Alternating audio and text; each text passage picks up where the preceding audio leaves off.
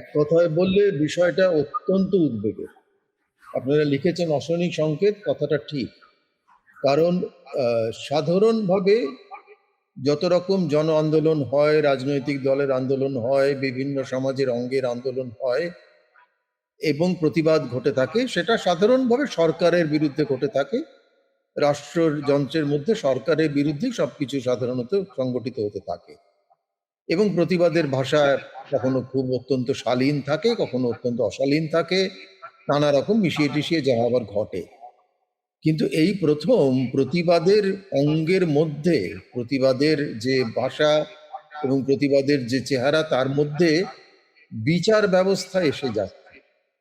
একটা জিনিস মাথায় রাখতে হবে যে বর্তমানে যে এই ককরোচ জনতা পার্টি বলে একটা পার্টি, সেটা অবশ্য এখনো মানে ইলেকশন কমিশনের কাছে ইয়ে হয়নি, রেজিস্ট্রি হয়নি, কিন্তু সেটাকে একটা আন্দোলনের মতোই আমি দেখি। একটা আন্দোলন এইভাবে গড়ে উঠলো, সেটার মূলে সুপ্রিম কোর্টের প্রধান বিচারপতির একটা অত্যন্ত আলগা অসংলগ্ন বক্তব্য, কিন্তু সেটা বক্তব্যটাকে উনি পরে নানাভাবে চেষ্টা করেছেন যে না, ওটা আমি এটা বলিনি নিয়ে বিনিয়ে এই ধরনের কথা বিচার বিভাগের থেকে বলা হচ্ছে কোনো প্রতিবাদের ভাষার প্রতি বা কোনো মানে একটা জেনারেশনের প্রতি। এই ঘটনাও কিন্তু আগে সেভাবে ঘটেনি, কিন্তু সাম্প্রতিককালে আপনি খেয়াল করে দেখবেন, আজ থেকে বেশ কয়েক বছর আগের কথা, সুপ্রিম কোর্টের প্রধান বিচারপতি তখন ছিলেন কোন একজন অরুণ মিশ্র বা এরম কেউ একজন, তিনি হর্ষ মন্দরকে বলছেন যে আমরা আপনার কেস নেব না, তার কারণ আপনি সুপ্রিম কোর্টকে সমালোচনা করে থাকেন। সেটা নিয়েও প্রধান বিচারপতি ছিলেন না, সুপ্রিম কোর্টের বিচারপতি। হ্যাঁ, উনি বোধহয় প্রধান নয়, কলকাতা হাইকোর্টের প্রধান বিচারপতি ছিলেন। হ্যাঁ, তো এরকম কথা বিচার ব্যবস্থা থেকে ভারতবর্ষের, স্বাধীন ভারতবর্ষের ইতিহাসে কখনো শোনা যায়নি যে আপনি যেহেতু কোর্টের সমালোচনা করে থাকেন, সুপ্রিম কোর্টের সমালোচনা করে থাকেন, সেই জন্য আপনার কেস আমরা নেব না। এই ঘটনা কখনো শোনা যায় না। দ্বিতীয়ত, আপনি খেয়াল করে দেখবেন এই বিচারপতি, সুপ্রিম কোর্টের প্রধান বিচারপতি, মাননীয় প্রধান বিচারপতি, তিনি এই আন্দোলনের দিন 20 জুলাই যে মারাত্মক বর্বরতা পুলিশের পক্ষ থেকে ঘটানো হয়েছিল দিল্লিতে, তার বিরুদ্ধে যখন মানে উকিলরা সুপ্রিম কোর্টে তাদের কেস নিয়ে গেলেন, তিনি বললেন যে আমার এসব শোনার সময় নেই, আপনাদের সময় আমার সময় দুজনের সময় নষ্ট করবেন না। অর্থাৎ এক ধরনের মানে অবহেলা থেকে শুরু করে এক ধরনের অত্যন্ত নিকৃষ্টভাবে একটা প্রতিবাদ, একটা জেনারেশন, একটা আন্দোলনকে দেখা, এইভাবে বিচার ব্যবস্থা যে কন্ডাক্ট করেছে নিজেদের, প্রধান বিচারপতি তো বিচার ব্যবস্থার প্রতীক, তিনি যেভাবে নিজেকে কন্ডাক্ট করেছেন সেটা সর্বময় নিন্দার যোগ্য। অশোকদা, একটু থামাচ্ছি আপনাকে। এবং তিনি এটাও বলেছেন যে ভিডিও যা আছে সেটা দেখার সময় নেই আমাদের। হ্যাঁ, সেটা 22 এবং 22 জুলাই এই কথা তিনি বলেছিলেন। 22 জুলাই 3 অগস্ট সেখানে কিন্তু তিনি আবার বলেছেন সমস্ত তথ্য সংরক্ষণ করে রাখা হবে। পরবর্তীকালে 3 অগস্ট কিন্তু তিনি আবার এই কথা বলেছিলেন। এবং যেভাবে এই জিনিসগুলো মানে খুব সাম্প্রতিককালে ঘটছে, তার কারণ হচ্ছে বিচার ব্যবস্থা যে ধরনের স্বাধীনতার উপরে ভিত্তি করে বিচার ব্যবস্থা দাঁড়িয়ে থাকে, যে ধরনের স্বতন্ত্রতার উপর ভিত্তি করে বিচার ব্যবস্থা দাঁড়িয়ে থাকে, বিচার ব্যবস্থা আজ প্রায় 2 দশকের কাছাকাছি সময় ধরে ক্রমশ সরকারের বক্তব্যের উপরেই সামান্য প্রলেপ এদিক ওদিক দিয়ে কিছুটা চাপিয়ে বিচার ব্যবস্থাকে চালানোর চেষ্টা করেছে, যে কারণে মানে আইন বিশেষজ্ঞদের মধ্যে একজন নামই দিয়েছেন যে বর্তমানের আদালত হয়ে গেছে এক্সিকিউটিভ কোর্ট। সেটা আর এখন নির্ভীক নিরপেক্ষ আদালত নেই, সেটা এক্সিকিউটিভের কোর্ট হয়ে, এক্সিকিউটিভ মানে সরকারের কোর্ট হয়ে গেছে। অর্থাৎ সরকার যেটা বলবে তার উপরে, সেটাকে ভিত্তি করে তার উপরে এপাশ ওপাশকে একটু কাটাকুটি করে, একটু কাটাছেড়া করে, একটু প্রলেপ দিয়ে বিচার চালিয়ে যাচ্ছে। এই যে প্রশ্নটা আপনি খেয়াল করে দেখুন যে একইভাবে বিচার ব্যবস্থার প্রতি যে অনাস্থা বা যে অনাস্থা হয়তো একটু বেশি বলা হলো, যে মানে যে সন্দেহ, অনাস্থা হয়তো বলা যেতে পারে, জেনারেশনের পক্ষ থেকে অনাস্থা নিশ্চয়ই বলা যেতে পারে, তার মূলে কিন্তু আরো বেশ কিছু কারণ আছে। অনেকগুলো আন্দোলনের ক্ষেত্রেই কিন্তু দেখা গেছে যে তারা সত্যি সত্যি আন্দোলনের যে মূল প্রশ্নগুলো, সেই প্রশ্নগুলো নিয়ে হয়তো বিচার ব্যবস্থার কোনো বক্তব্য থাকতে পারে না, কিন্তু পুলিশের যে ব্যবহার, রাষ্ট্রযন্ত্রের যে ব্যবহার, সেইগুলোকে তারা কিন্তু লঘু করে দেখেছেন।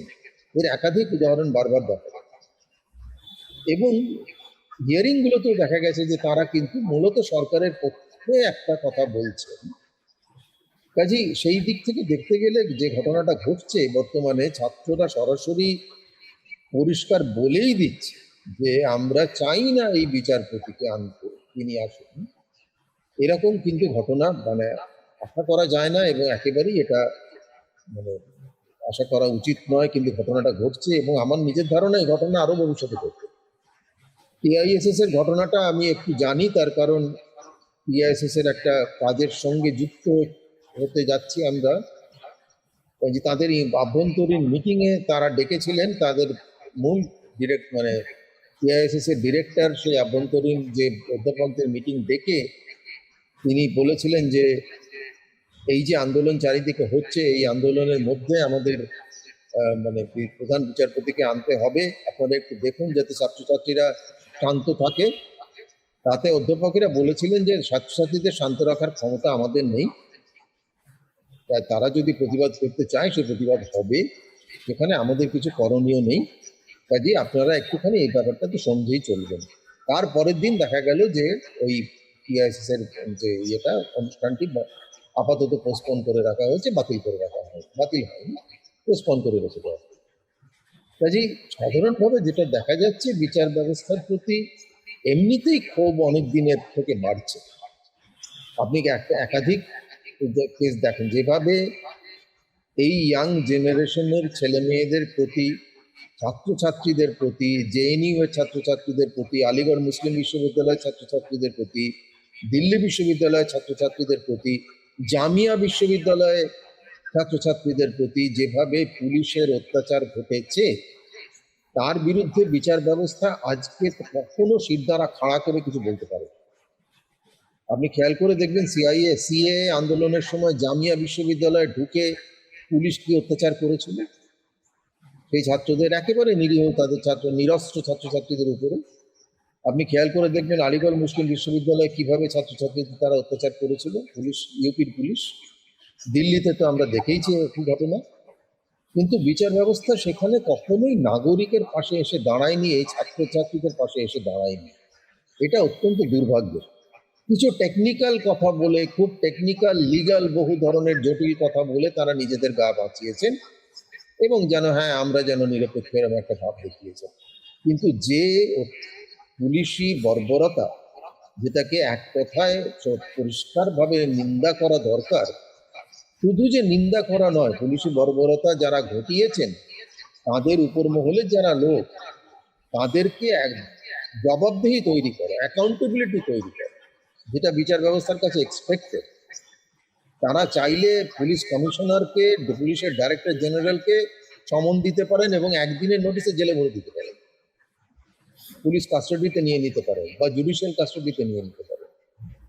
সেরকম কোনো ঘটনা কিন্তু তারা দেখাতে পারেন। ফলে বিচার ব্যবস্থা যে নাগরিকের পাশে নেই, এটা নানা দিক থেকে কিন্তু পরিষ্কার হয়ে যাচ্ছে।